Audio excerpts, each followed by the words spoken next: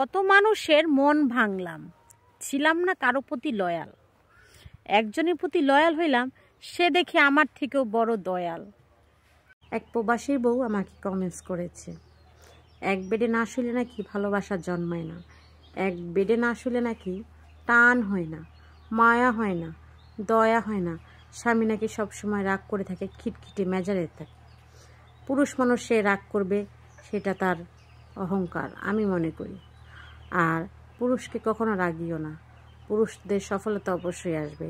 So সেটা বড় কথা নয়। তুমি যে আমাকে কমেন্ট করছো যে আমার স্বামীর আমার জন্য নাকি টান নাই, মায়া নাই, দয়া নাই, তুমি কিভাবে জানো শোনা? তোমার জামাই তো তোমার লোকই নাই। তুমি তো টাকা লেগে জামাইরে প্রবাস পাঠাই দিছো।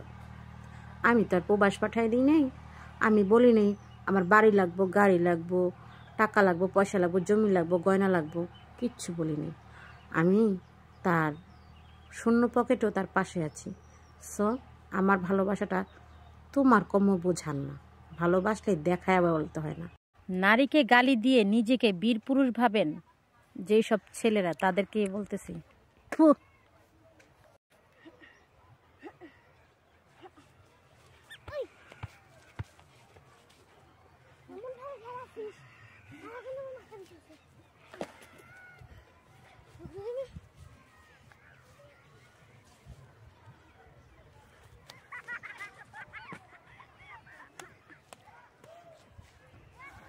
হ্যাঁ ফাটা দে, ফাটা দে, ফাটাইলা।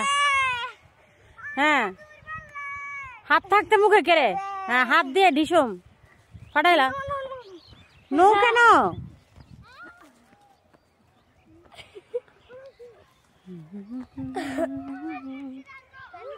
আমার ভালো দেখলে যাদের চুলকায় তাদেরকেই বলতেছি, হাতে বড় বড় নখ রাখবা, তাহলে চুলকায় মজা পাবা সোনা। জীবনে সুখে থাকার জন্য বেশি মানুষের প্রয়োজন নাই, একজন সঠিক মানুষই যথেষ্ট, যে আপনাকে স্বার্থ ছাড়া ভালোবাসবে, প্রয়োজন ছাড়াই আপনাকে খুঁজবে। শ্বশুরবাড়ি আর স্বামীকে নিয়ে বেশি গর্ব করবেন না। জানেন তো, স্বার্থে আঘাত লাগলে সবাই ছুঁড়ে ফেলে দেয়। ছোট্ট একটা ভুল করেই দেখুন না। গরিব মানুষের আবার হ্যাপি নিউ ইয়ার, দূর। আপনারা কেউ আমাকে হ্যাপি নিউ ইয়ার ট্রু বলে লিখেন না, মেসেজ করেন না, বুঝছেন? যদি আপনারা আমাকে ভালোবাসেন তাহলে 5-10 হাজার টাকা ধার দিবেন, সামনের বছর নেবেন, বুঝছেন? যে আমাকে দেখতে পারে না তার সামনে ঢং করতে মজাই আলাদা। উচিত কথা কয়জনের ভালো লাগে? যদি চরিত্রের লগে মিলা জায়গা তাইলে চিনিও দিতা লাগে ময়না। 31st night, happy new year, Valentine's day, এসব বড়লোকদের জন্য। আমি তো একে গরিব, তার মধ্যে আমি দেখতে কালো। এসব আমার জন্য। আমি যে 3 বেলা ভাত খাইতে পারি, এইটাই অনেক ভালো।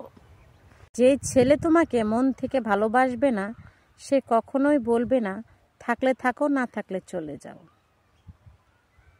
আমি না কাউকে দেখে জ্বলি না, কিন্তু আমাকে দেখে মানুষ জ্বলে।